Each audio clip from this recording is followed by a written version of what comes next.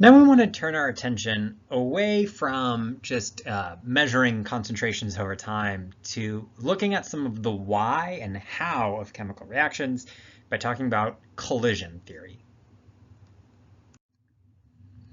So everything we've talked about so far has been a reflection of experiment. And then specifically rate laws are kind of the king of describing the reaction or kinetics of a reaction. And they're purely empirical. So that means they're entirely based around reflecting experiment. You do some experimental results and then you figure out what the order is. This is just what the order is, but there's no indication of why. We have orders. Why are there orders? What is an order? What is a rate constant? What do these numbers mean? Everything we've done so far, we've just said, this is what they are. Okay, and so this is reflected in the fact that it's named a rate law. A scientific law is just a summary of a lot of experiments, right? This is what the experiments tell us. We know a lot of experiments have told us that these rate laws exist. There are these constants, and then you multiply the concentrations raised to some exponent. And then we call those orders. But there's no explanation of why. And that all has to come from theories. These are explanations of these facts. Important things about theories is they cannot be proven by experiment, but they can be tested by performing experiments, which is good. And so all the theories that we're going to talk about have been tested before, and we can use them to understand observed phenomenon and to make predictions about other observed phenomenon. And so that's really useful. So collision theory is the main underlying theory that explains the why and how of kinetics. And as the name implies, the idea of collision theory is that molecules have to hit each other in the correct way to react. So this may not seem very groundbreaking, the idea that molecules need to collide. One thing to note is that when collision theory was kind of developed, the developers were kind of selling the fact that molecules existed.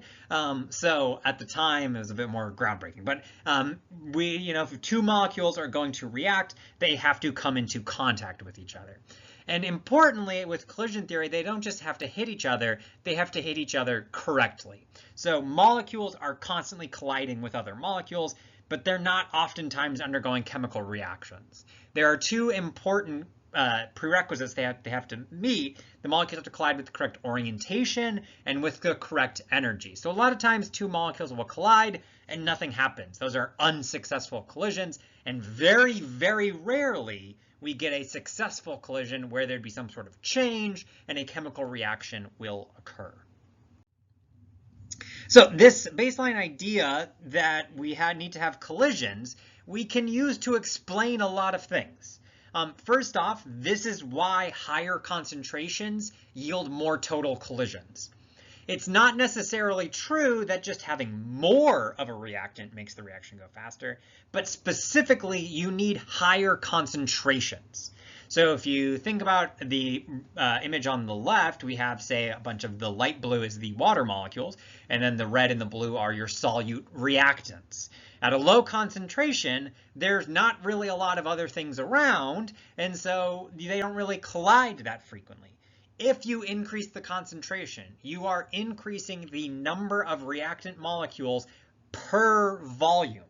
That means the molecules are all closer together on an average sense, and they will therefore collide more frequently. If molecules collide more frequently, that's more opportunities for a reaction to occur, leading to faster rates. So if you want to make a reaction go faster, increasing the concentration leads to more collisions, which means that will lead to a faster rate. So that is why increasing concentrations always leads to faster reactions. So that's good. Collision theory already explains why concentrations show up in your rate law and not total moles.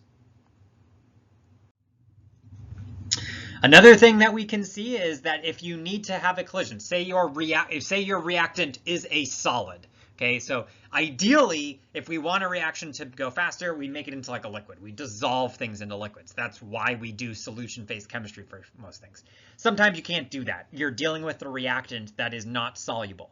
So if you have a big chunk of it, like say there's a big old green solid here, if you're going to react these green molecules with the red solute molecules, well, there's not a lot of green molecules that are exposed. So because the surface area of that solid reactant is relatively low, not many molecules are exposed, meaning there are fewer total reactions. If you take that big chunk and you break it up into a lot of little chunks, now there's a lot of exposed surface area. More of those solid molecules are exposed. They can undergo reactions. The reaction will happen a lot faster. More surface area always means more collisions, means more reaction, more processes. We can see this. Iron is extremely flammable. So iron plus oxygen leads to iron 3 oxide. So rust, this is this process. But we use like large pieces of iron for like to hold fire. That's because those are very large chunks of iron.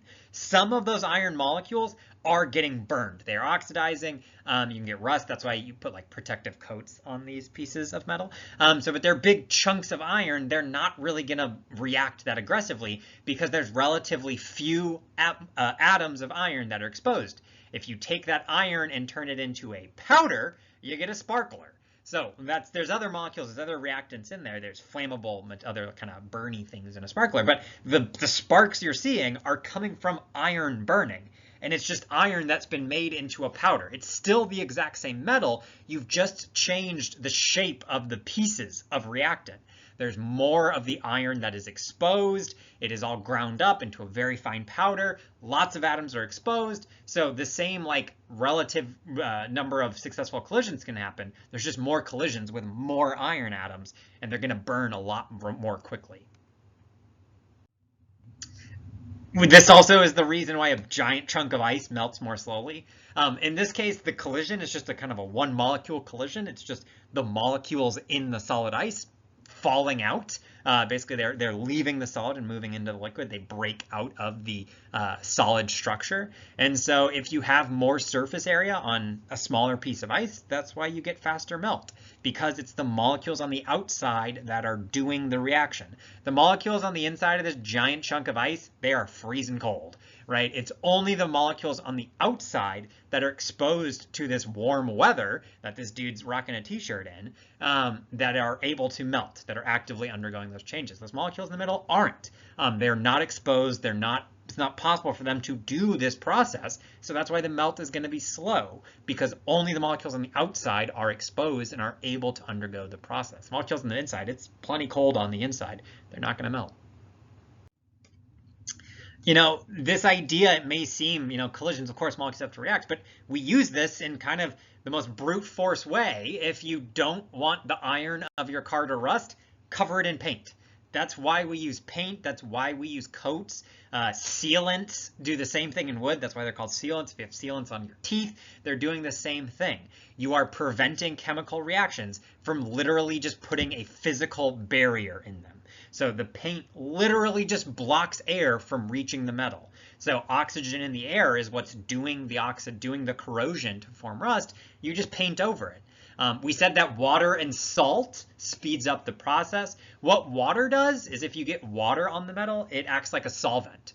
Collisions happen most readily in the liquid phase. If you think about it, you got gas molecules. They're just kind of floating around out here, bouncing around. Say they collide with the metal and then they, would shoot off into another direction. If instead there's water on there and say oxygen got into the water, it would hold it onto the metal. So that would keep it right there. It would hold it right next to the surface, increase the number of collisions, the length of time that the oxygen is next to the metal, more likely that a reaction would occur. Salt is a really big problem. That's why you'll note the rust on this car is coming up from the road because it's salt off the roads. TBD on what salt is doing here. It's making some of those collisions more effective, but it's not necessarily affecting the number of collisions. Whereas water and paint, paint decreases the number of collisions, water increases the number of collisions. More collisions, faster chemistry. Okay, halfway through this set of videos, starting collision theory, we'll have a number of videos discussing collision theory. Looking for participation questions in those. I'll see you in the next video. Bye-bye.